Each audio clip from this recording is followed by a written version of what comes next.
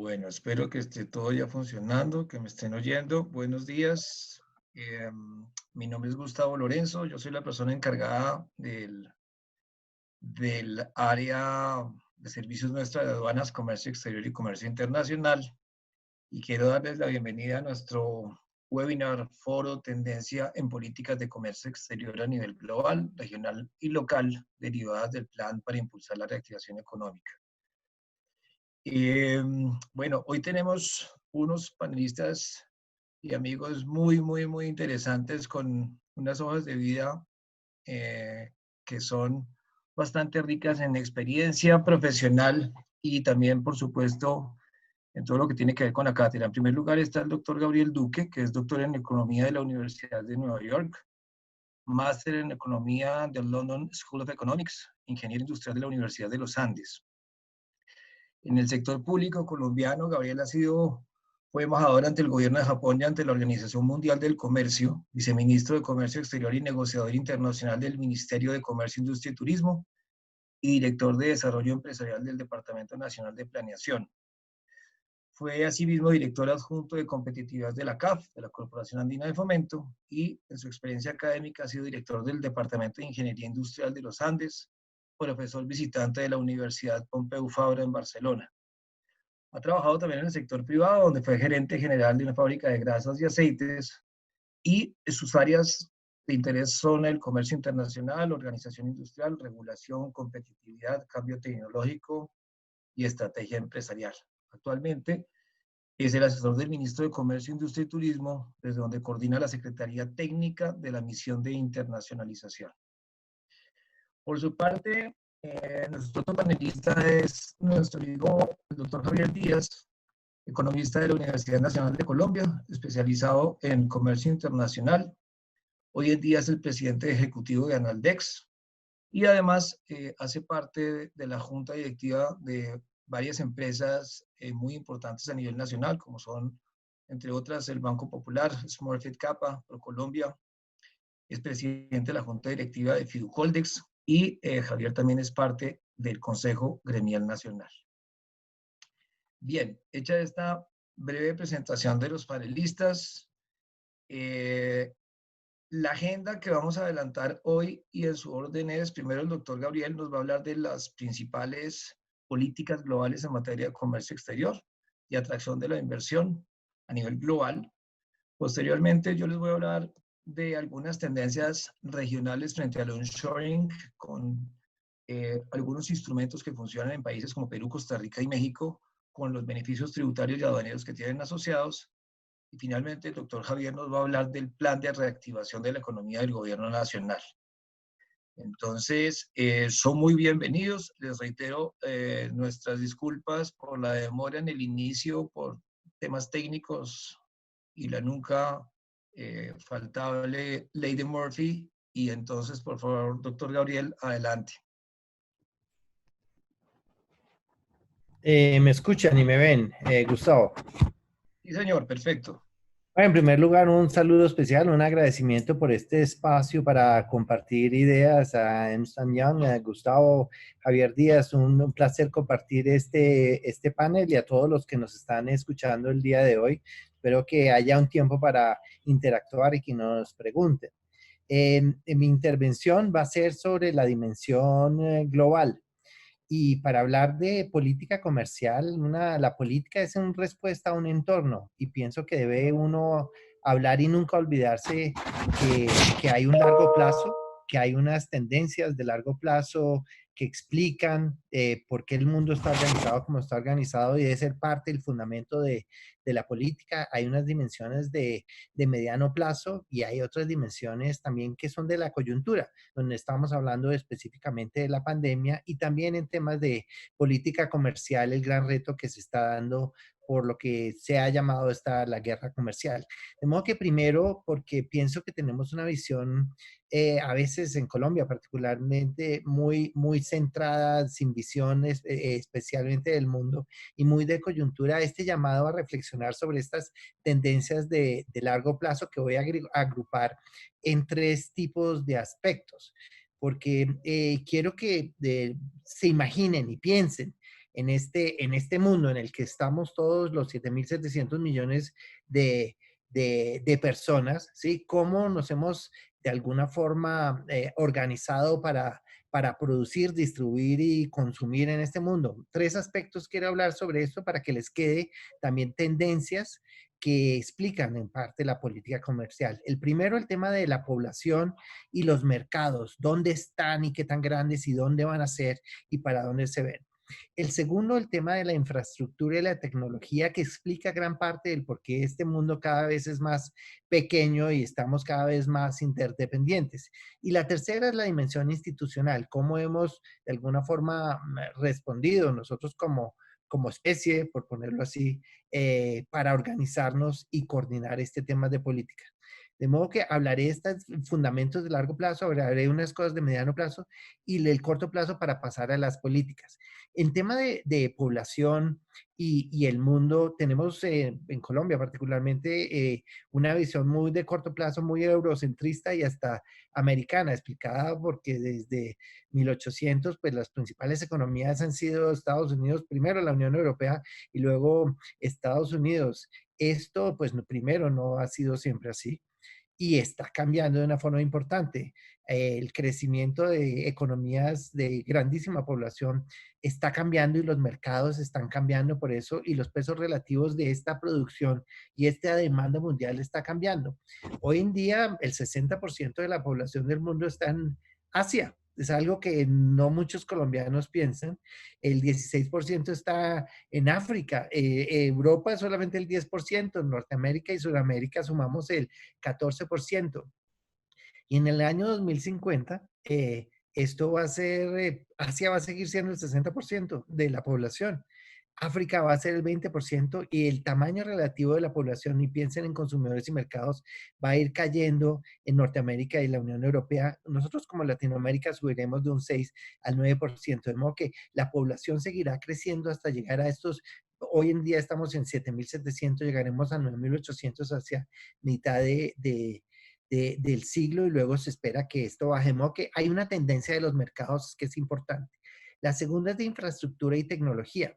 Ustedes no sé, piensen cómo era el mundo hace 100 años y cómo es hoy en temas de infraestructura, no solamente en capacidad de generación de energía, sino todos los sistemas de conexión que hemos desarrollado en carreteras, trenes, puertos, aeropuertos, que hay unos cambios tecnológicos que no solamente han generado la capacidad de agregar valor y de producir en el país, sino la posibilidad de conectarnos, intercambiar y mover bienes, servicios, capitales y personas. La verdad es que gran parte de la internacionalización es respuesta a estos efectos de las inversiones que hemos hecho y a la tecnología, que ha abaratado sustancialmente los costos de producción y de transacción, que nos ha permitido que pues hace solamente 25 años el comercio sobre el PIB mundial era 35, 39%. Hoy en día es como el 60%. El comercio en servicios, que era una cosa muy pequeña, uno no concebía que podía transar servicios. Hoy en día estamos acá interactuando por estas plataformas. Cada vez del comercio mundial viene creciendo. Los capitales también. Hace 20 años el total de inversión extranjera directa del mundo era más o menos 500 mil millones de dólares. Hemos llegado a 2 billones en el año 2005 y 2007. Eso ha caído un poco recientemente, de modo que hay unas megatendencias y que ha requerido que la humanidad nos organicemos a través de una serie de instituciones donde está la política. Uno es para, no solamente no estamos divididos en países, por eso hablamos de internacionalización, sino la necesidad de coordinarnos y generar reglas de juego para esta interacción. Tiene una serie de tendencias. Después de la Segunda Guerra Mundial, pues la conformación de las Naciones Unidas para asegurar los temas de paz, pero la creación del Banco Mundial, del Fondo Monetario Internacional y también la evolución de lo que fue el GATT, luego a la creación de la Organización Mundial de Comercio. Tenemos y venimos creando estas instancias de coordinación y de creación a nivel multilateral, algunas informales como el G7 desde los 70 o el G20 a finales del siglo pasado, que todavía tienen estos espacios de coordinación y también las aproximaciones que venimos haciendo nosotros a nivel regional, en el caso colombiano, ALADI, la CAN y más recientemente la Alianza del Pacífico. De modo que hay tendencias de largo plazo allí que son importantes tener en la cabeza cuando uno está pensando en qué tipo de política comercial. En mediano plazo hay otras tendencias que también son muy importantes. Una sobre el tema de la conciencia del cambio climático y los temas ambientales, la sostenibilidad. Los consumidores del mundo están cambiando. Los consumidores están exigiendo de alguna forma mejores prácticas, más trazabilidad, y los gobiernos también están regulando mucho más los bienes y los servicios, exigiendo cierto tipo de certificaciones para proteger a los consumidores. Es una tendencia muy importante para cual la política comercial desde el punto de vista de un país, pero también desde un punto de vista de una empresa, de tener muy claramente y incorporarlo proactivamente cuando desarrolle estrategias de internacionalización. Por supuesto, a mediano plazo, la tendencia de digitalización y tecnologías de información y comunicaciones está cambiando también cómo estamos haciendo los negocios, el tipo de productos y servicios que podemos intercambiar. Ahora se habla de intercambio no solamente en servicios, sino en competencias, y este mercado va a venir evolucionando. Llegamos a la coyuntura de corto plazo. Corto plazo tenemos dos choques importantes.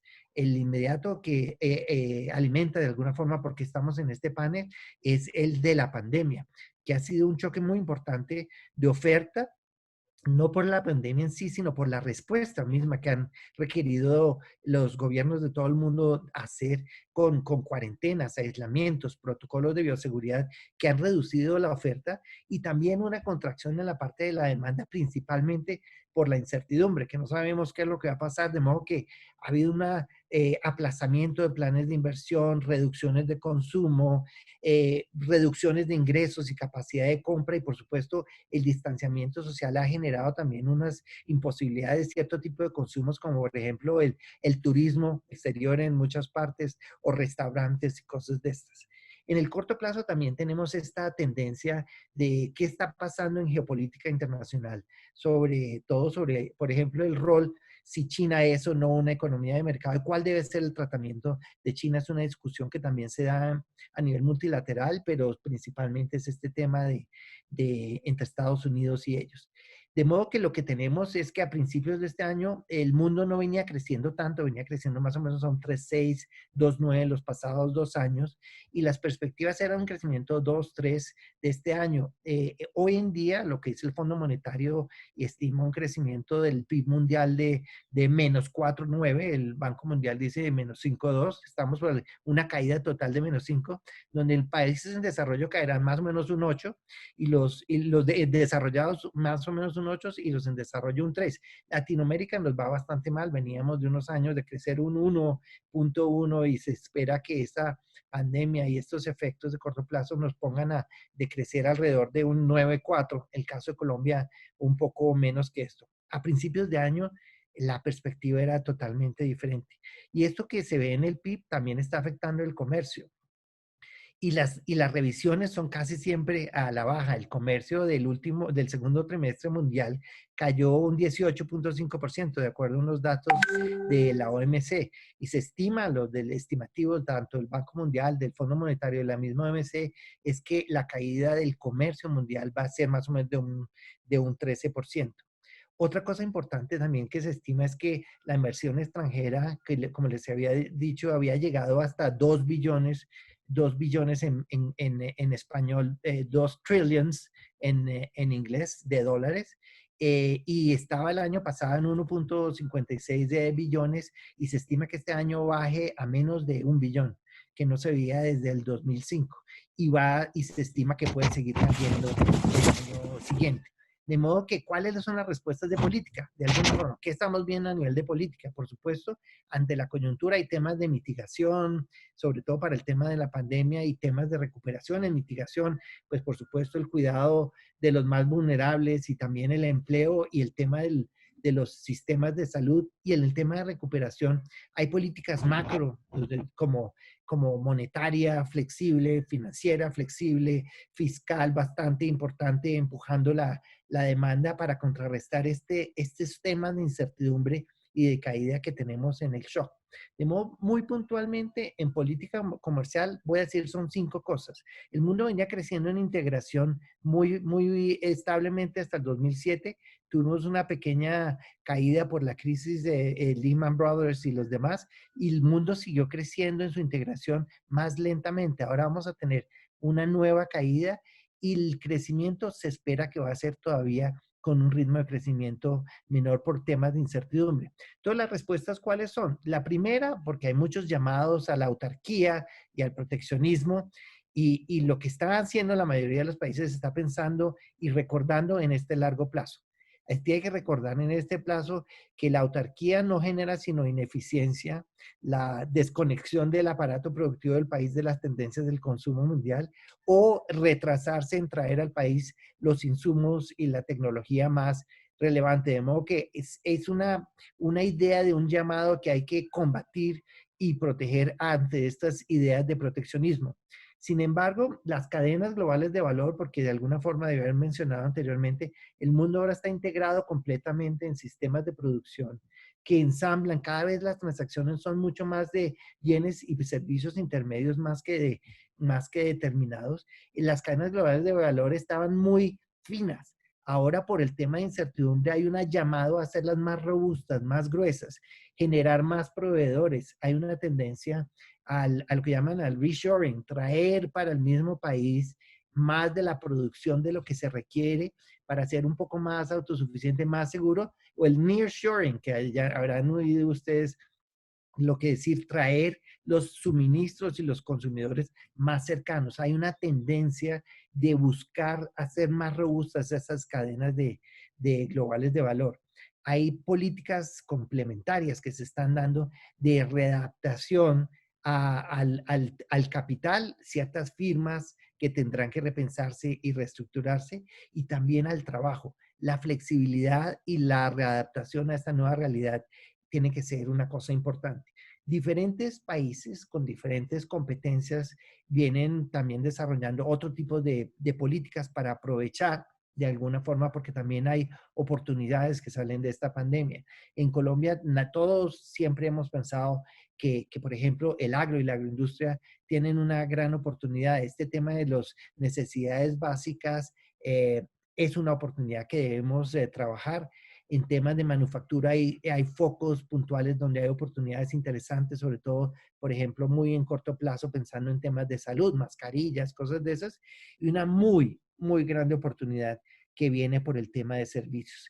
El impulso que hemos tenido de este movimiento, la digitalización, la interacción y a la conectividad, está haciendo de alguna forma que haya muchas oportunidades en el tema de servicios e intercambio de competencias y trabajos a través del Internet. Los países vienen desarrollando entonces políticas complementarias para eso, como refuerzo a la infraestructura de tecnologías de información y comunicación, y una cosa muy importante, la inversión en el recurso humano para esto. Ayer mismo un anuncio acá en el país muy importante sobre el tema.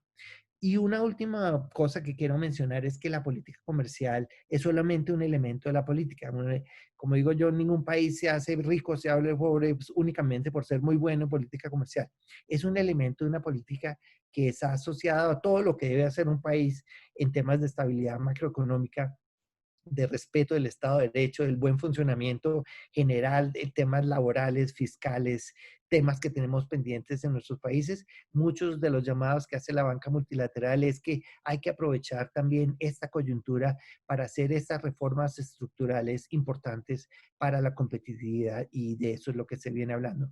De modo, en resumen, la política responde a esta coyuntura de estas perspectivas, de todos estos plazos, con una visión de que en la inserción internacional no es algo al que uno le puede dar la espalda, y es algo a lo que es mejor enfrentarlo de forma proactiva y no reactiva, sabiendo que las tendencias hacia adelante seguiremos integrándonos internacionalmente, aunque a ritmos menores.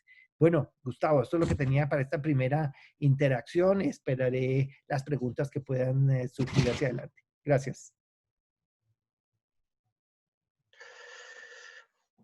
Bueno, doctor Gabriel, muchísimas gracias. Muy interesantes tus reflexiones.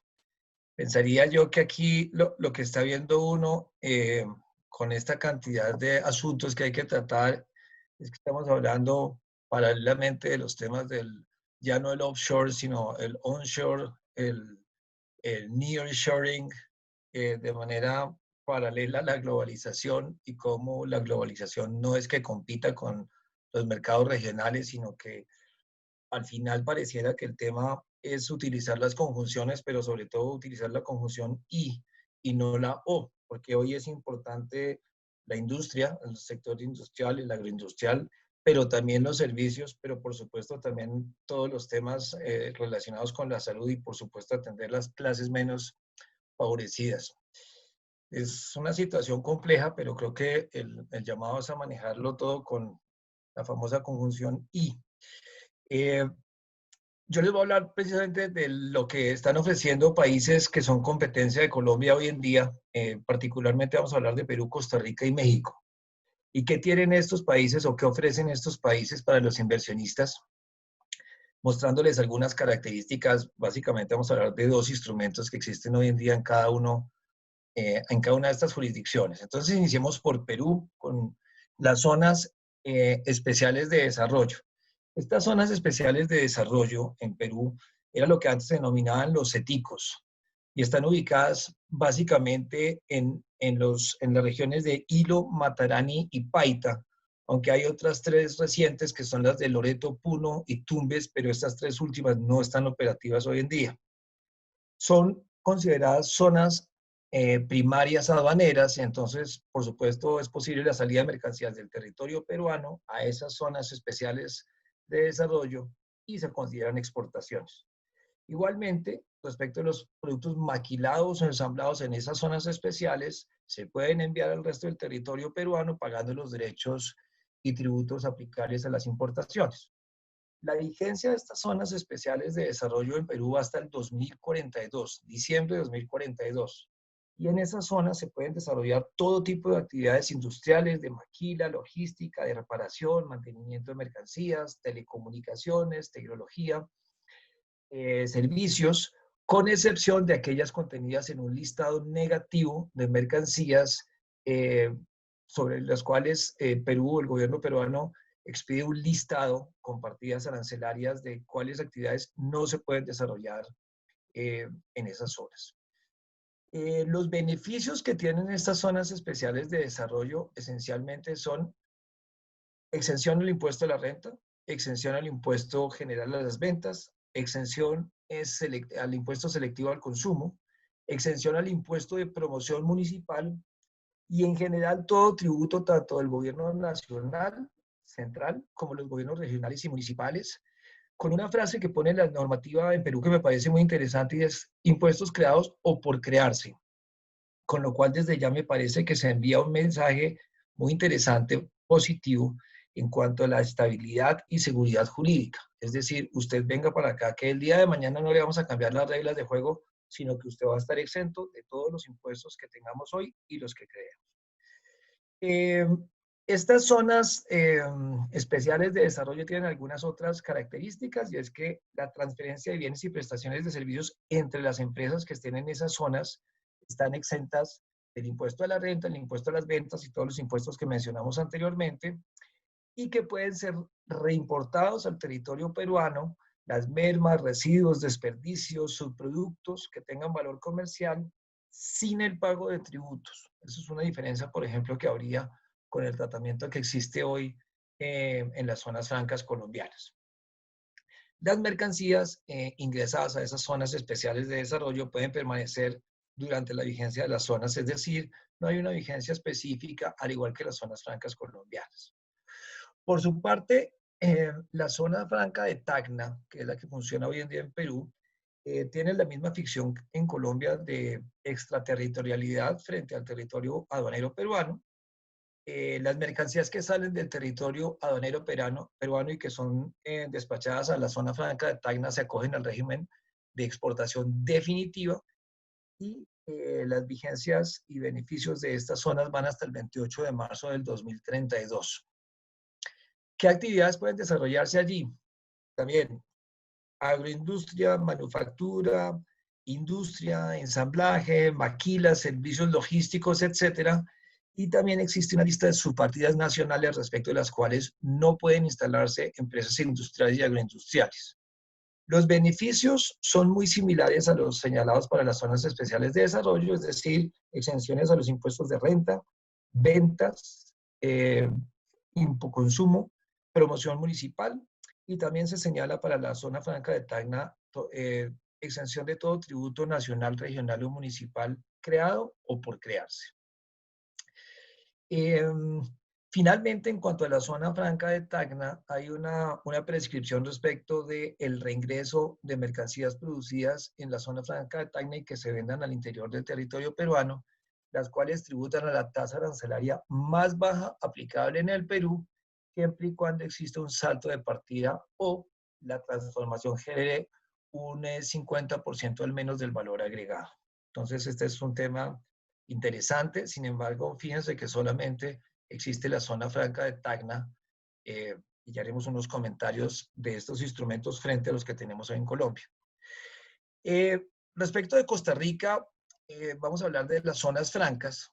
Tal vez tienen un régimen muy interesante allá, y es que el régimen de zonas francas en Costa Rica tiene su génesis la misma descripción y definición de otras jurisdicciones, es decir, supone un área delimitada dentro del territorio nacional, fuera del territorio aduanero nacional, con un carácter claramente empresarial, donde por supuesto no se contempla la posibilidad de residencia de personas físicas, personas naturales, perdón, como las denominamos en Colombia. En Costa Rica hoy existen dos tipos de, digamos, áreas, que son el área Gama, las grandes áreas metropolitanas, y fuera de Gama.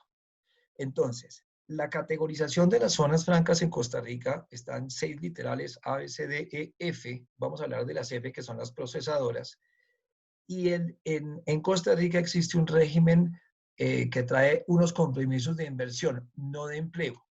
Entonces, los compromisos de inversión son: si la empresa se va a localizar dentro de las grandes áreas metropolitanas, que básicamente es San José de Costa Rica y otras 3 áreas cercanas donde están los centros urbanos principales, la inversión es $150,000 si está dentro de un parque, como una zona franca permanente para los efectos de Colombia, y $2 millones si está fuera del parque, que sería analógicamente con Colombia hablar de una zona franca permanente especial.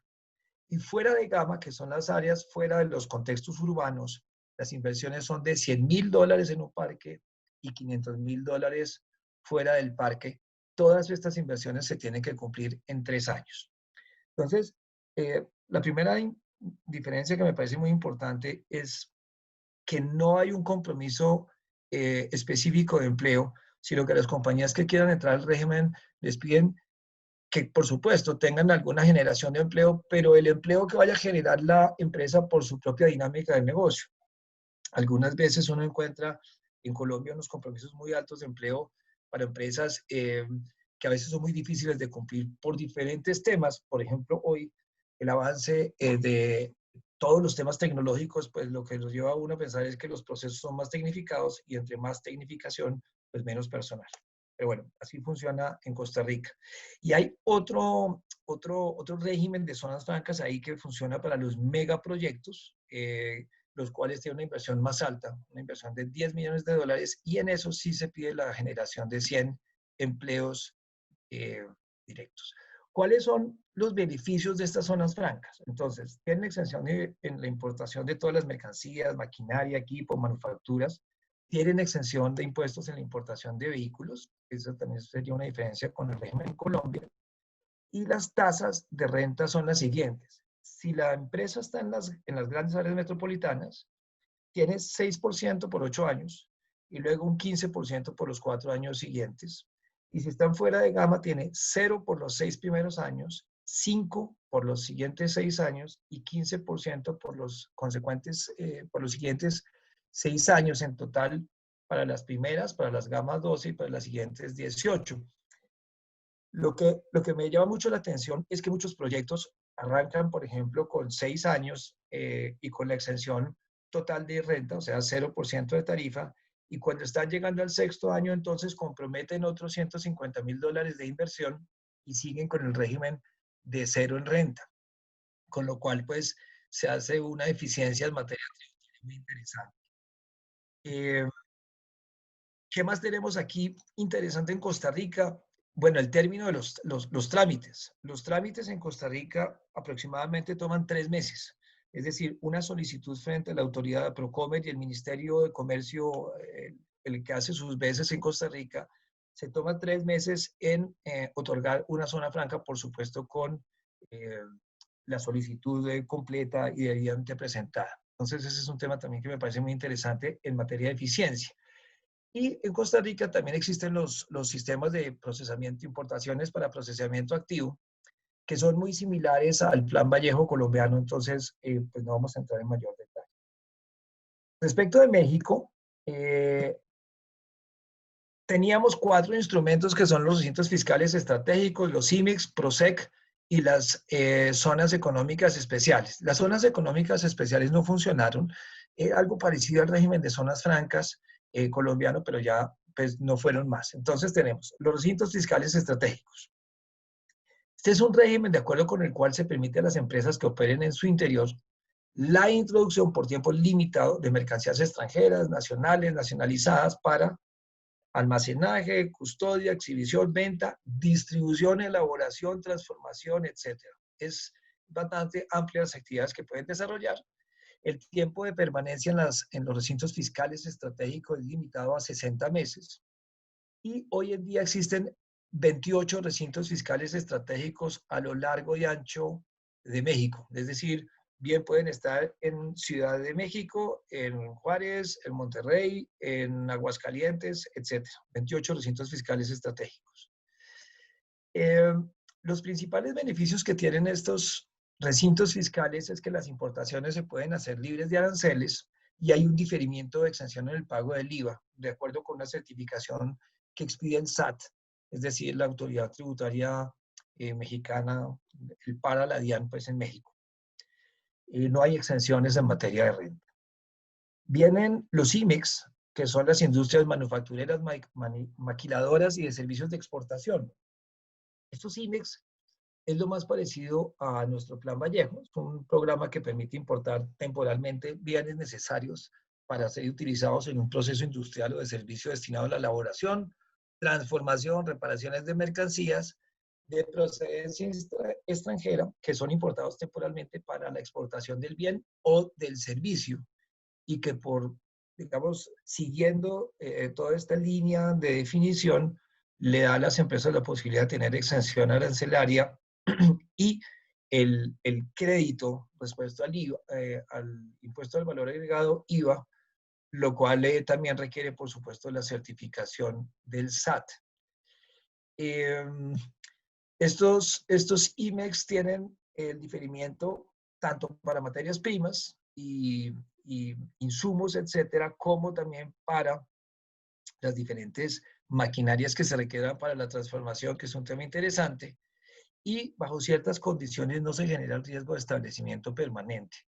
Es decir, en el caso de los residentes en el extranjero que sean dueños de materias primas importadas temporalmente, que tengan programas de IMEX. Ese es un tema muy interesante, insisto, así como el de la posibilidad de importar maquinaria, lo cual en Colombia, como ustedes saben, pues quedó reducido al sector del agro, en la importación de bienes de capital o en el Plan Vallejo de Servicios, que también se pueden traer bienes de capital con exenciones de arancel y diferimiento de IVA. Y por último están los PROSEC, que son los programas de promoción sectorial, los cuales pues, son instrumentos que permiten importar con un arancel ad valorem preferencial, o sea, un impuesto general de importación, siempre y cuando se use en la elaboración de ciertos productos específicos. Fíjense que los programas en México y en Perú en general están diseñados para que se desarrollen empresas e industrias siempre y cuando las materias primas que se van a trabajar, pues por supuesto no tengan oferta nacional, que eso estaría, digamos, muy en sintonía con los decretos que expide el Ministerio de Comercio cada 2 años decretando una serie de exenciones para las materias primas que son de escasa producción en Colombia o de no producción en Colombia, lo cual pues tiene todo el sentido en cuanto a una política de comercio del país. Desgravar lo que no tenemos y por supuesto grabar lo que tenemos. Entonces, fíjese, a manera de conclusión y para ya darle la palabra al doctor Javier, que comparativamente viendo los instrumentos de Perú, Costa Rica y México, los que Colombia ofrece y como instrumentos de promoción, esto es Zonas Francas, Lambayejo y Seis, y los otros 8 beneficios tributarios que están relacionados con inversiones en ciencia, tecnología, innovación, energías no renovables, etcétera, son muy interesantes. Y entonces mi reflexión aquí es que lo que tiene que hacer el gobierno colombiano es cuidarlos y promoverlos, porque por ejemplo el régimen franco en Colombia es bastante bueno. A mí particularmente me gusta mucho y lo que hay que hacer es promoverlo y cada vez dotarlo de mayores condiciones favorables. Esto es estabilidad en las normas y promoverlo cada vez más para que Colombia sea realmente un destino muy interesante para promover la inversión, para atraer la inversión y contrarrestar de alguna manera una cosa que es innegable, me parece a mí, y es el riesgo país. Es decir, nosotros tenemos unas condiciones en materia de seguridad que no se pueden tapar con un dedo y que tenemos que contrarrestarlas con condiciones interesantes. Entonces, yo terminaría ahí lo que les quería comentar sobre los instrumentos en materia regionalmente hablando y, doctor Javier, te cedo la palabra. Gustavo, muchas gracias. En primer lugar, muchas gracias por la invitación. Y un saludo al compañero de panel, el doctor Gabriel Duque. Siempre un placer compartir con Gabriel en estos escenarios. Yo empezaría por señalar que esta pandemia le pegó un golpe muy duro, nunca antes visto, a la economía colombiana. Ustedes han visto las cifras al segundo trimestre del año, menos 15.7. Eso no lo había vivido la economía colombiana. El mes más crítico fue abril, donde la economía estuvo prácticamente cerrada durante un mes. Entonces, creo que a partir de abril viene un proceso de recuperación. El golpe más fuerte, indudable, que también es sobre el empleo. En estos 2 meses, abril, mayo, se perdieron 5 millones de empleos.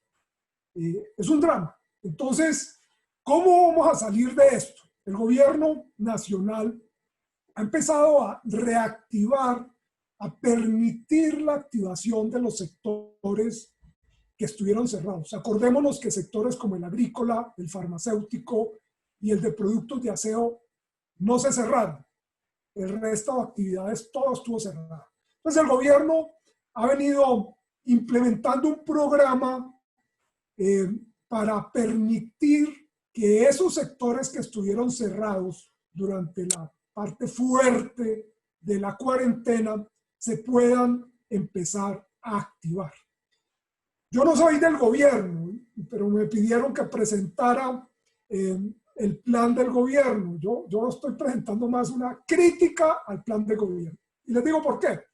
Porque el gobierno nacional, de manera afortunada, ha empezado a abrir los sectores, a aprobar los protocolos sanitarios para permitir que esta activación no vaya en perjuicio de la salud de los trabajadores, de los consumidores, de la población en general.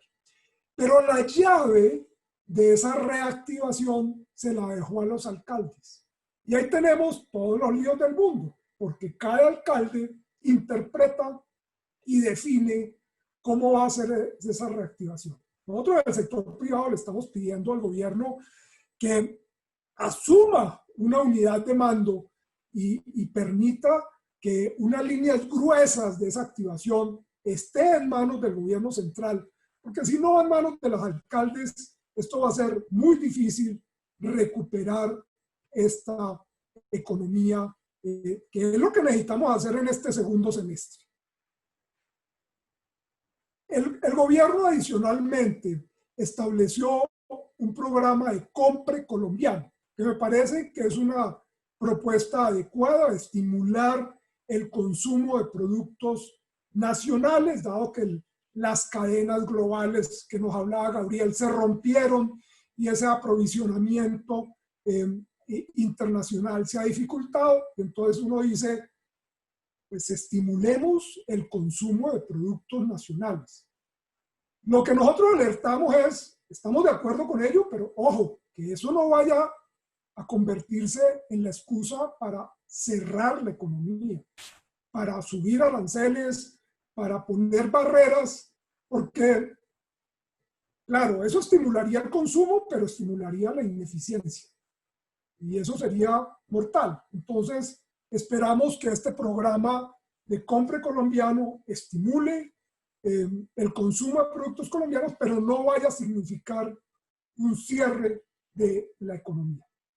Adicionalmente, el gobierno anunció, y particularmente recuerdo que el ministro de Comercio nos presentó hace unos 2 meses en el Consejo Gremial un plan que estaba preparando el ministerio particularmente para activar un tema de Plan Vallejo Express.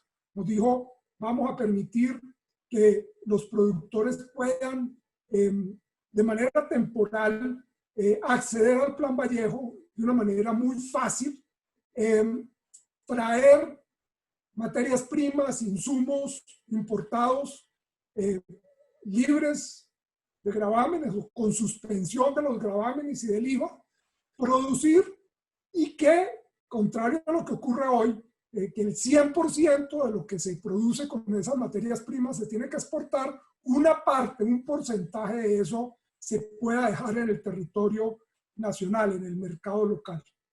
Creo que es una manera también de darle un apoyo al aparato productivo nacional. Y el otro decreto que anunció el ministro hace algo más de 2 meses, fue un decreto sobre zonas francas, dando unas reglas de juego y simplificando algunos procesos. Lo grave es que después de 2 meses esos decretos no han salido. Entonces me preocupa que el gobierno hace anuncios, pero la ejecución y la puesta en marcha de esas determinaciones pues no se llevan a cabo.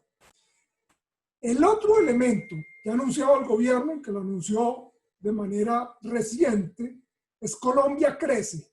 ¿Cómo lograr, y esto es un acuerdo incluso con el gobierno de los Estados Unidos, para lograr en ese proceso de relocalización de empresas en que está Estados Unidos, cómo lograr que algunas de esas empresas vengan a la región y particularmente a Colombia? Creo que ese es un programa extraordinariamente importante donde deberíamos ver cómo logramos atraer algunas de esas inversiones al país.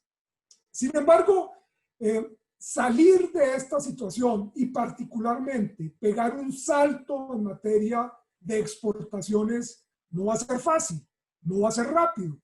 Acordémonos de dónde venimos. En Colombia, desde antes de la pandemia, hay registradas como exportadoras algo más de 11.000 empresas. Es decir, 11.000 empresas han realizado operaciones de exportación. De esas, 16, las 16 primeras empresas hacen el 53% de las exportaciones. Esto está muy concentrado. Y hay una encuesta de ACOPI que muestra cuáles son las prioridades de la pequeña y mediana empresa. Y dentro de esas prioridades está, en primer lugar, llegar a un nuevo mercado aquí en Colombia, lanzar un nuevo producto, unos temas ambientales.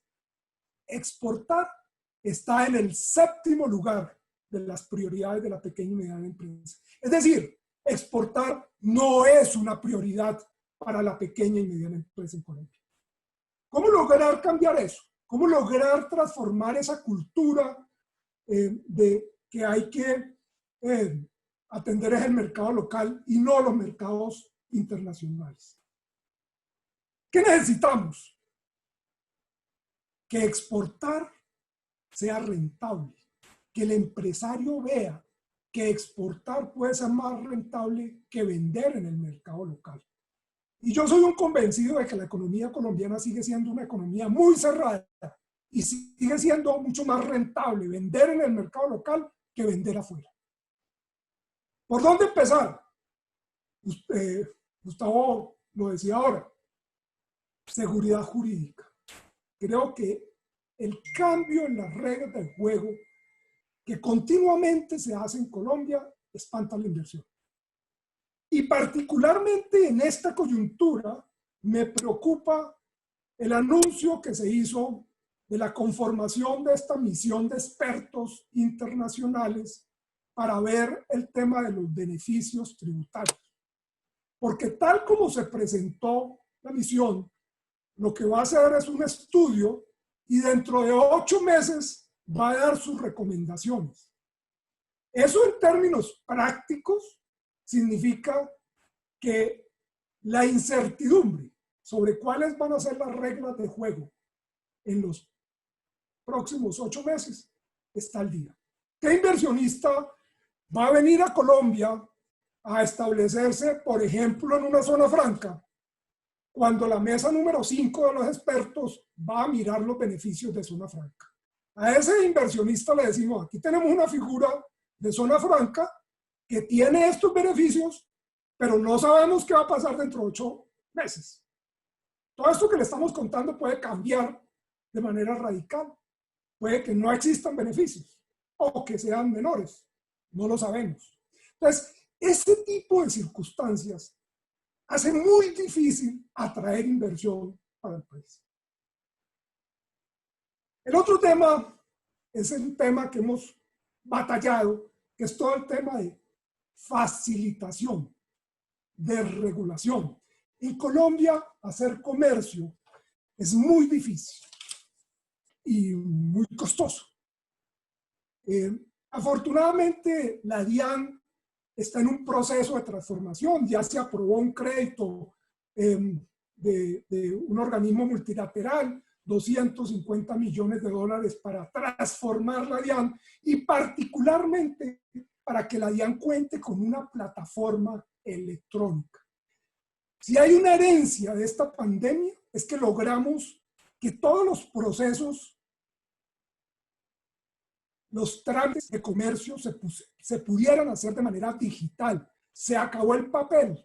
Lo que nosotros esperamos es que a terminada la pandemia y terminada la emergencia no volvamos al papel, sino que sigamos, porque se logró demostrar que es posible hacer todos los trámites de manera digital, electrónicamente. Entonces, que la DIAN cuente con una plataforma electrónica, que yo pueda hacer mis trámites desde la oficina, que esa plataforma sea transparente, resulta fundamental para los negocios. El tema de facilitación de comercio, particularmente tema de inspecciones. Claro, Colombia tiene un problema que no tienen muchos de nuestros competidores y es el tema del narcotráfico. Y entonces la utilización de las cargas legales para llevar sustancias ilegales nos lleva a que tengamos que revisar las mercancías antes de que éstas salgan.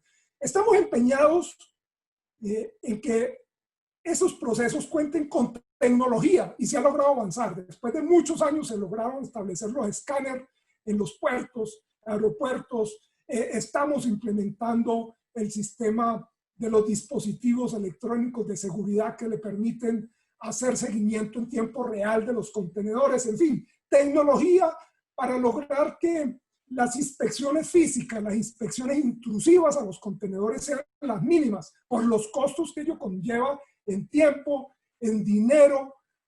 Una inspección, el movimiento vale entre $200, $300 y el daño a las mercancías. Entonces, lograr esa tecnología para que ocurre como cuando viajábamos, cuando íbamos a los aeropuertos, que uno pone la maleta en la banda y si hay algo extraño le hacen abrir la maleta, pero si no hay nada, usted pasa. Que así ocurre con los contenedores. Que pase por un escáner y si no hay nada raro, usted pueda seguir con el contenedor. Necesitamos facilitar los procesos de desaduanamiento de los contenedores. Lograr que ese proceso sea en 48 horas y no en 45 días, como en algunas ocasiones ocurre hoy en el país. Cartagena se ha posicionado como un gran centro de redistribución de mercancías y está compitiendo con Panamá para ser ese centro de redistribución de mercancías a nivel regional. Pero ahí es importante que yo pueda traer esos productos y en horas, si no en minutos, puedan salir nuevamente. No en días, en minutos. Y que eso que está haciendo Cartagena lo podamos hacer en las ciudades mediterráneas, en Bogotá, en Medellín, en Bucaramanga. Comercio electrónico desde los aeropuertos internacionales, redistribución de mercancías, porque el comercio electrónico está adquiriendo una fuerza impresionante en esta pandemia y eso va a seguir y eso va a quedar. Entonces, ¿cómo vincularnos allí? El gobierno está trabajando en un COMPES de comercio electrónico, va por muy buen camino, le está dando énfasis al comercio transfronterizo. Las primeras versiones eran muy centradas en comercio interno, entendió que el comercio transfronterizo en este tema es fundamental. El otro elemento es logística. Nuestros costos logísticos hoy son 13.5 del precio final de un bien. 13.5 del valor del bien es logística. El promedio de de la OCDE es 9%. A eso tenemos que apuntarle, a colocarnos en los próximos años en ese promedio de la OCDE para lograr ser competitivos. Bajar ese costo país en materia de transporte que implica contar con transporte multimodal. El país ha avanzado de manera extraordinaria en desatrasarse de infraestructura vial, los dobles carriles, dobles calzadas, túneles, viaductos, ha mejorado esa infraestructura vial, ha mejorado los tiempos, pero necesitamos seguir en la recuperación del ferrocarril. Hoy tenemos una frecuencia semanal entre La Dorada y Santa Marta. Necesitamos meterle más frecuencias, recuperar el río Magdalena. El gobierno, este gobierno en particular, ha sido muy serio en esa recuperación del río Magdalena.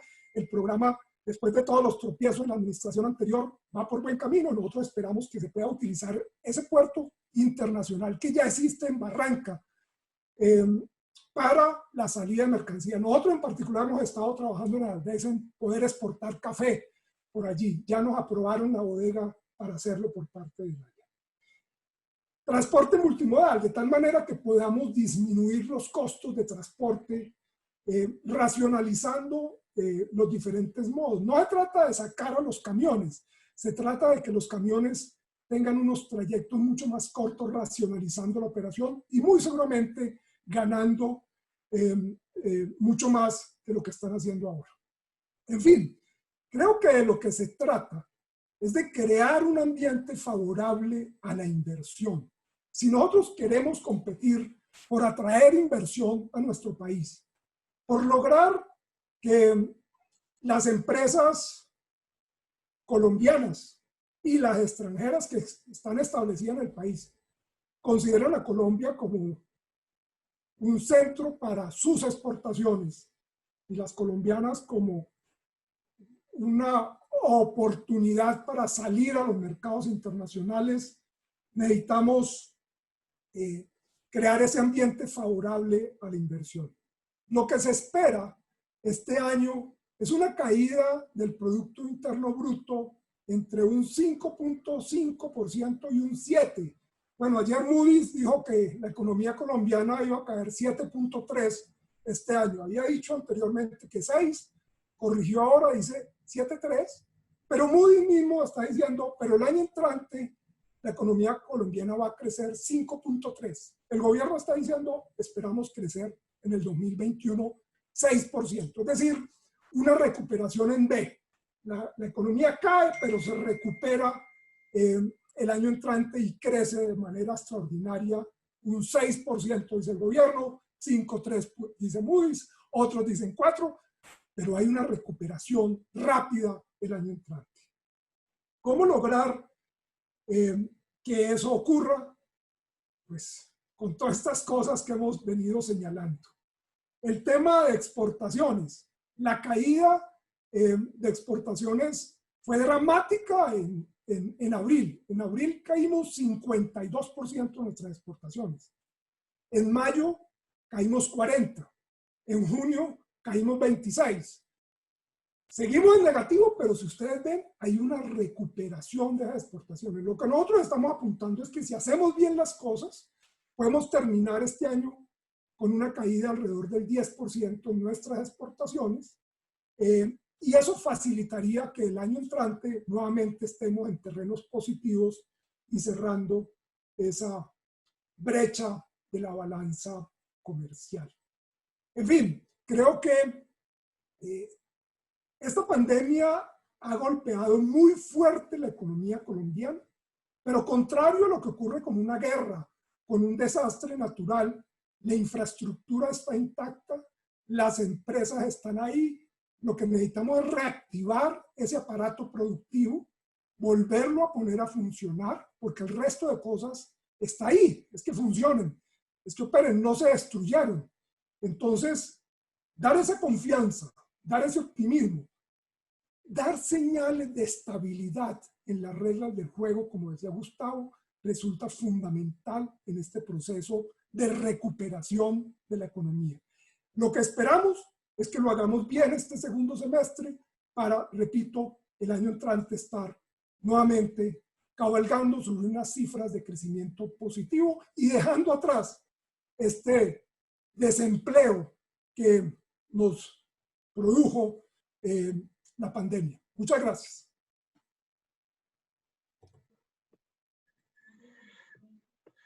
Muchas gracias, doctor Javier. Muy interesantes reflexiones, además las cuales comparto 100%, porque al final aquí todos queremos es jalar para el mismo lado. Aquí nos han llegado unas preguntas que yo voy a tratar de hacer una especie de resumen, y una de ellas que me parece muy interesante, o algunas de ellas que voy a tratar de sintetizar, tienen que ver con la visita reciente del señor Adam Feller, el director de la Corporación Financiera de Desarrollo Integral de Estados Unidos. Ya este aporte de los $5.000 millones que ellos dicen irían destinados más para ayudar en las zonas afectadas pues por toda la violencia,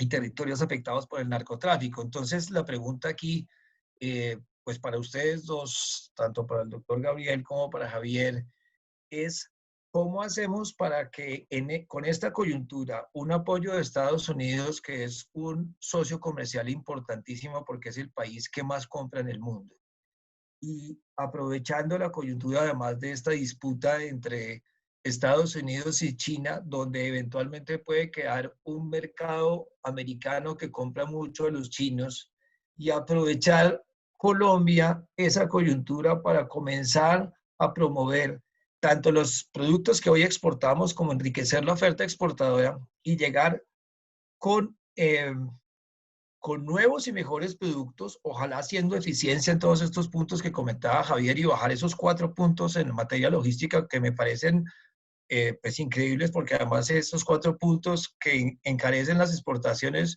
no le agregan valor a la exportación. Entonces es un tema muy preocupante.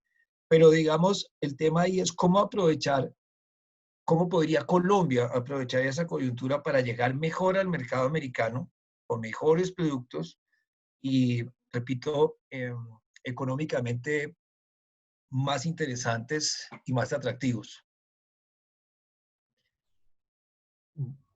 Si parece, reacciono yo primero, Gustavo. Es una de las cosas Por favor. que hablábamos como tendencia. Y muchas gracias, muy interesante también, como digo, participar en este panel y escuchar tu presentación, Gustavo, y también la de Javier, siempre agudo y está muy bien. Como digo, yo comparto en principio gran parte de lo que dice y lo que propone, la importancia de la estabilidad en las reglas de juego y de alguna forma constituir y crear cada vez más a Colombia como un país que genera valor y captura valor en su inserción internacional. De modo que en todos estos temas que están pasando con la reestructuración de las cadenas globales de valor y esta problema comercial que está teniendo Estados Unidos con China, se abre como una oportunidad. Ya Estados Unidos es el principal destino de las exportaciones colombianas. Tenemos una plataforma de seguridad jurídica y previsibilidad muy buena y favorable con condiciones interesantes, no solamente de protección del comercio de los bienes, sino también de los servicios y de la misma inversión que da este marco de seguridad para el relacionamiento, y es un argumento para ampliar y profundizar mucho más esta relación comercial en todo, en bienes y servicios importantes. La idea es que se usen estos recursos y se canalice de alguna forma de forma más importante esta conexión, las cadenas de aprovisionamiento que requiere Estados Unidos y conectarnos mucho más con esas cadenas de valor, sobre todo cuando Estados Unidos quiere de alguna forma traer hacia su cercanía al mismo Estados Unidos y a su vecindario de alguna forma estos espacios de aprovisionamiento y también la inversión de forma muy importante, lo que hablábamos, no solo reshoring, que es traer a los mismos Estados Unidos, sino el nearshoring. Colombia viene identificando estas empresas que estaban, por ejemplo, produciendo en China y están pensando en relocalizarse muy puntualmente, a ir a buscarlas, a hablar con ellas para convencerlos de la oferta de valor que tiene el país, no solo como mercado que es, sino como plataforma de atención y conexión con las cadenas de Estados Unidos. De modo que esto está identificado, es compatible con estas tendencias que están dando, y en esta coyuntura de corto plazo es una grandísima oportunidad que yo creo que el gobierno nacional está priorizando para explotarlo de la mejor forma posible. Javier, no sé si puede que complementar allí. Yo diría que bienvenidas las ayudas. Bienvenidas las ayudas, 5.000 millones de dólares, bienvenidos, porque, claro, si las vamos a invertir en vías terciarias que ayuden a que los productos agrícolas de regiones apartadas puedan llegar a los centros de consumo o los centros de acopio, ya sea para exportación, fundamental. Pero en buena medida, el éxito de estos programas depende de nosotros. Porque, claro, uno entiende Estados Unidos diciendo, le voy a ayudar a Colombia, aquí están estos recursos, no sé qué.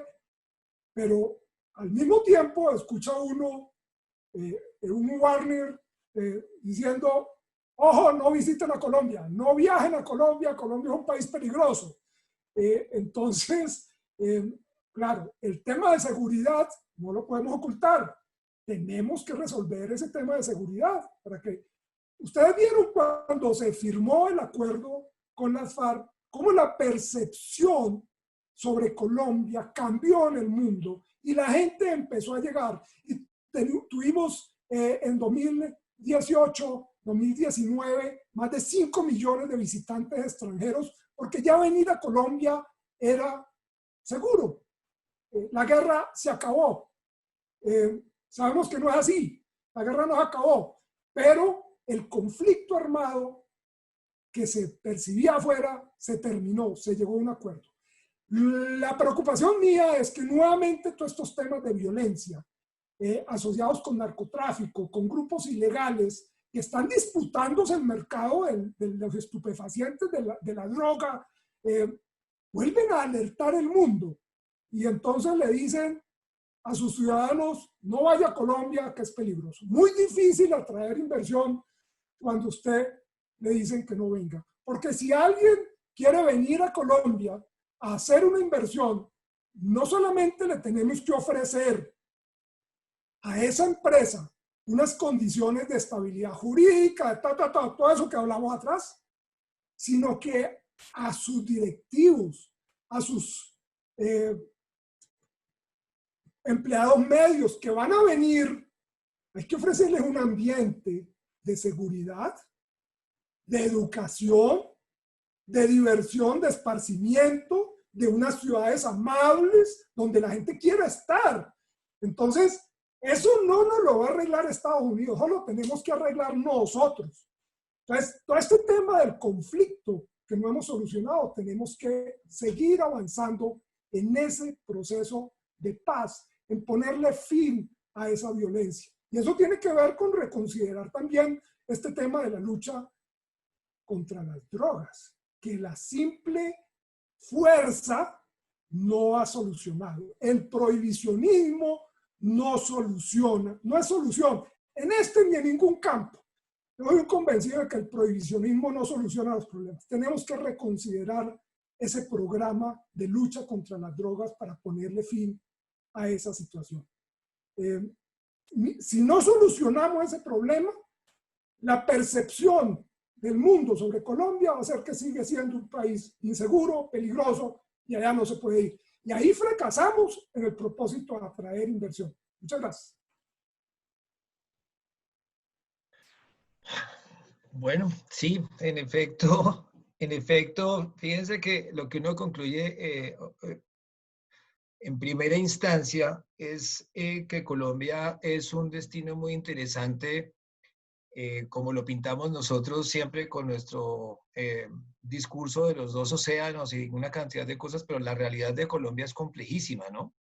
Y es compleja porque pareciera que, y yo no me voy a meter en política porque ese tema no me corresponde, pero digamos, esos polos tan opuestos y esa resistencia a que el proceso famoso de paz avance es muy complicada. Pero volviendo a los temas puramente prácticos, ¿cuáles serían en el concepto de ustedes? Digamos que el diagnóstico está. Tú lo dijiste, Javier, tú también, Gabriel, el diagnóstico está claro. Tenemos que fortalecer exportaciones, las exportaciones no pueden estar concentradas en 16 empresas, ojalá que la pequeña y mediana empresa exportara porque además son generadores de empleo tremendos. Pero ¿cuáles serían entonces las 3 acciones prácticas que en nuestro concepto el gobierno debiera implementar para mejorar la cara frente al inversionista extranjero y por supuesto el inversionista local, porque tenemos que tener en cuenta que algunos de los inversionistas locales también están llevando inversiones a Centroamérica y a otros países y ojalá invirtieran en Colombia. Ojalá hicieran y Colombia a su vez también ofreciera entre los beneficios fiscales y aduaneros la posibilidad de que todas las reinversiones de las utilidades tuviesen beneficios como funciona en las zonas francas en Costa Rica. Pero ¿cuáles serían esas 3 acciones, 3 elementos que el gobierno pudiera adelantar para que realmente todo lo que estamos hablando tuviera un norte en un plano o en un término inmediato o a lo sumo en un mediano plazo? Si puedo responder, bueno, como lo decía Javier, el país es muy consciente que nosotros realmente tenemos un nivel de internacionalización y aprovechamiento de que estamos en el planeta Tierra muy limitado. La verdad es que no solamente lo que reportaba Javier de la disposición en el imaginario empresarial está que el mundo exterior, esos 7.700 millones de personas allá afuera, son un mundo de oportunidades, no está muy en la psiquis de muchos de nuestro sector empresarial. Y hay que hacer cosas al respecto. El gobierno hace muchas cosas. Un tema que se está haciendo y quiero resaltar en este momento, porque estoy directamente involucrado allí, es que algo queremos aprender y debemos buscar mejorar las políticas. No con la idea que mencionaba Javier de lo que puede estar generando en incertidumbre esta misión de mirar los beneficios fiscales, se está haciendo también una misión de internacionalización para buscar qué elementos de política deberíamos mejorar. Es una misión de muy corto plazo que terminará a fin de año para hacer recomendaciones como estas que me voy a atrever en este momento a hacer. La primera y la más base base para una internacionalización está asociado a algo que lo que decía Javier. Lo primero que requiere una actividad económica es previsibilidad, tranquilidad y reglas de juego claras. De modo que aprovechar y potenciar esta estabilidad macro que tiene el país y enfrentar este tema de la seguridad. Porque la seguridad es incertidumbre, es problemas, son riesgos, de modo que hay un tema de entorno que uno no puede hacer política comercial y aprovechar si no trabaja en esos temas estructurales de entorno. En segundo lugar, el tema de estorbar lo menos posible, porque Javier llama facilitación de comercio. Hay mucho que debemos hacer ahí, no solamente para el comercio en sí, sino para la inversión. En este momento, constituir una empresa, establecer, tiene muchas dificultades y hay unos temas de facilitación de inversión, además del matchmaking que debe hacerse entre las oportunidades y las disposiciones de capital. Hay muchas cosas que viene haciendo y el gobierno viene haciendo cosas allí. Y el otro son, hay dos cosas que se me ocurren. Una cosa es si queremos atraer inversión no únicamente de acceso a nuestros recursos naturales o de acceso a nuestro mercado, sino una inversión que nos ayude a insertar internacionalmente lo que se llama en términos académicos de eficiencia, tenemos que hacer más cosas. Puede ser asociado a los incentivos que mencionabas, las reglas de juego claras establecidas allí, pero también la provisión del recurso humano que se requiere, la infraestructura que se requiere para eso. De modo que hay toda una agenda de cosas que se deben hacer y como digo, estoy muy esperanzado que esta misión de internacionalización nos ayudará también con otro tipo de ideas más novedosas, como por ejemplo cosas que estamos hablando sobre el tema del comercio en competencias y exportaciones de servicios. De modo que es una agenda, como digo, no son tres cosas, son muchas cosas que deben funcionar bien para una internacionalización efectiva. Gracias. Gustavo, yo añadiría que uno puede pensar, ya que vamos a hacer reforma tributaria el año entrante, en algunos incentivos a la pequeña y mediana empresa para aquellas que exporten. Algún incentivo en la parte tributaria, en la parte fiscal, en la parte de empleo, bajarle algunas cargas para fiscales si usted exporta. En fin, creo que ahí hay unos estímulos que pudiera jugar. Pero creo que hay que bajarle el costo a la operación de exportar. Por ejemplo, el tema de garantías. Si usted califica una empresa como OEA, operador económico autorizado, máximo nivel de confianza para la administración, pues no le ponga garantías, no le ponga exigencias de garantía. Yo confío en usted, sé que usted está ahí, no se va a ir. No le recargue más cosas. Y fundamental, no sancionar a las empresas por cuestiones formales, sanciónenla por cuestiones sustanciales. Le pongo un ejemplo que estoy enredado en este momento. Una empresa Altex, altamente exportadora, importó, en virtud de Altex, una maquinaria. Y entonces le dicen, claro, el beneficio es que usted no paga aranceles, no paga IVA, pero se compromete a exportar el 21% de su exportación, del total de su producción, el 21% tiene que ir para afuera. La empresa lo hizo.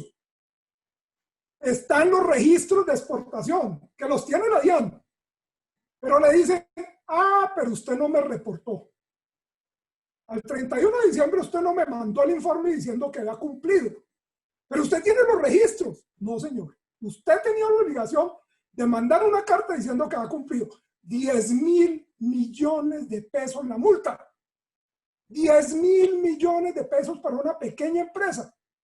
Desaparece. Entonces, la gente lo que dice, ¿yo qué me voy a meter en ese lío? Si yo estoy en el mercado local, aquí le vendo. Mi pelea es que me paguen a 60, 90 días, pero olvídense que yo voy a meter en eso. Entonces, mientras no arreglemos eso, no vamos a convencer a los empresarios de que se metan a exportar.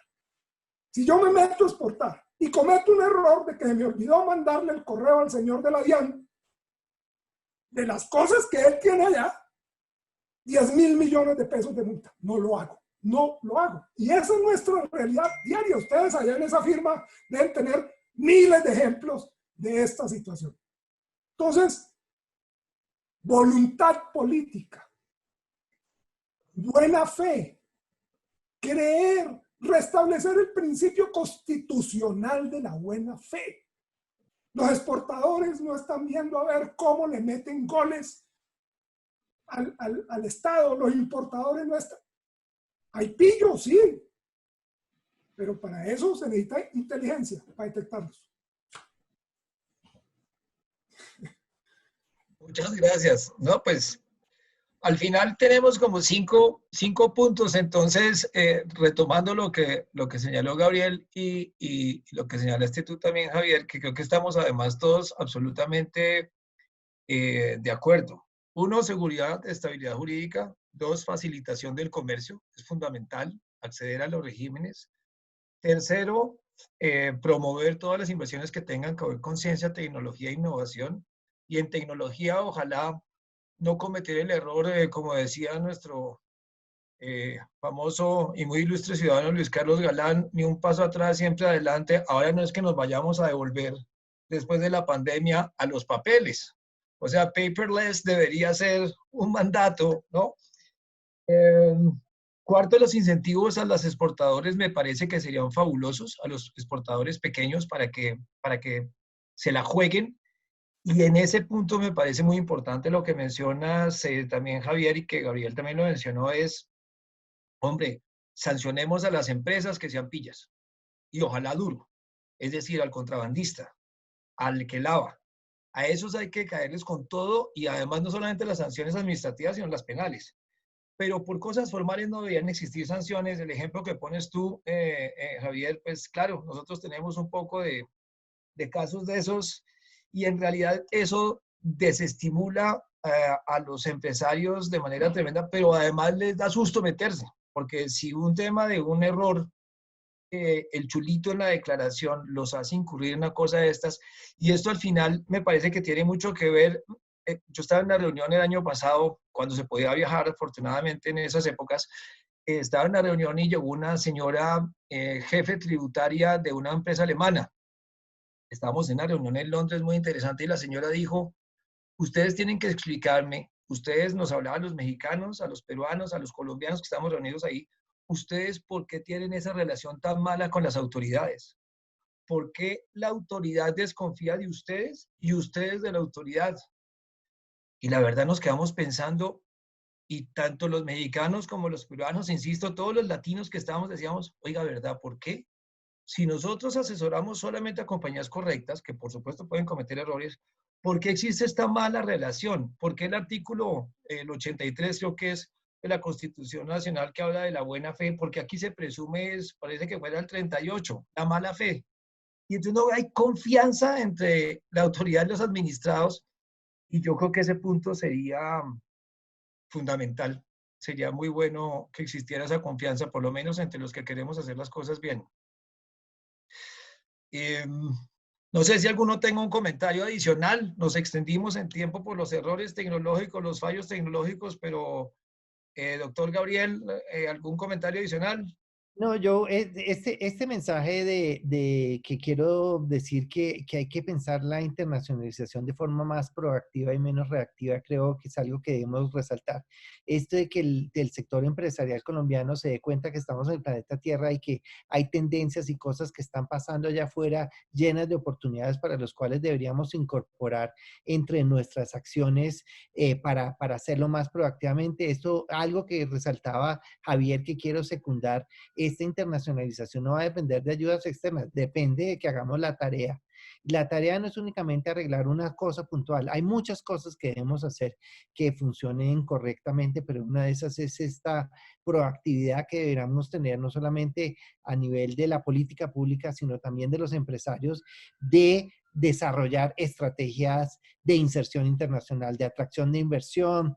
Todo se hace si nos mentalizamos a no únicamente vivir en nuestra islita, sino de enfrentar a la internacionalización con sus fluctuaciones y sus retos y sus tiendas de forma más proactiva y estratégica. Sería mi mensaje final. Gustavo, yo diría que yo soy optimista sobre que vamos a salir de esta pandemia en mejores condiciones, que vamos a podernos recuperar y que muy seguramente vamos a poder aprovechar muchas de las oportunidades que el mercado internacional y que la economía internacional ofrece. Este tema de las cadenas regionales de valor, particularmente con Estados Unidos y con los países de la región, que es donde vendemos nuestras manufacturas, creo que es una oportunidad de oro, porque ese mercado ya lo conocemos, es donde estamos vendiendo. Irse a Asia, a África, es mucho más complejo, pero no, las empresas nuestras ya saben vender en Estados Unidos, en Centroamérica, en Chile, en Perú, aquí en la región, y ahí es donde vendemos nuestras manufacturas. Entonces, solucionar este tipo de cosas, hacer conciencia de la facilitación, la desregulación, el principio de buena fe, creo que es una batalla que tenemos que dar para lograr derribar esas barreras y poder aprovechar esas oportunidades que ofrecen esas cadenas regionales de valor. Yo soy optimista de que eso se va a poder lograr. Gabriel quiere replicar ahí algo. Sí, en esta visión, tenemos una visión colombiana muy eurocentrista y centrada en Estados Unidos y Unión Europea, nuestros socios tradicionales. Tenemos estructuras ya con ellos, pero algo que quería resaltar, el 60% de la población del mundo y más del 60% del crecimiento del mundo en los próximos 10 años va a estar en Asia. Yo diría, no olvidemos que hay que ser proactivos, no únicamente en el corto plazo, sino también en el mediano plazo. Totalmente de acuerdo. Y ahí, importante, por ejemplo, Gustavo, terminar nuestra negociación con Japón, firmar ese acuerdo con Japón. Gabriel ya lo sabe, lo sufrido que ha sido, lo sufrió él. Es necesario, tenemos que cerrar ese acuerdo con Japón, tenemos que firmar ese TLC, tenemos que acercarnos mucho más. Yo estoy pensando en la cosa inmediata aquí con los Estados Unidos, con la región, pero en el mediano plazo, claro, tenemos que estar con nuestras manufacturas y nuestros productos de valor agregado en Europa, tenemos que estar con la agroindustria en Asia y muy seguramente vamos a tener que estar con economías, aprender a vender a países pobres de menores ingresos y estar en África como ya están algunas empresas colombianas. Bueno, no, pues interesantísimo. Lástima que varias personas, porque me llegaron un poco de chat, no se pudieron conectar. Afortunadamente esto está siendo grabado y entonces va a quedar colgado en la página de la firma para que puedan verlo, porque me parecen realmente muy interesantes las reflexiones que ustedes han efectuado y que hemos efectuado como en conjunto. Creo que al final todos jalemos porque de esta salimos y salimos bien y fortalecidos. Así que doctor Gabriel, doctor Javier, muchísimas gracias por su muy activa participación en este panel. A todas las personas que todavía están conectadas, muchas gracias también por su asistencia. Bueno, un abrazo y feliz día.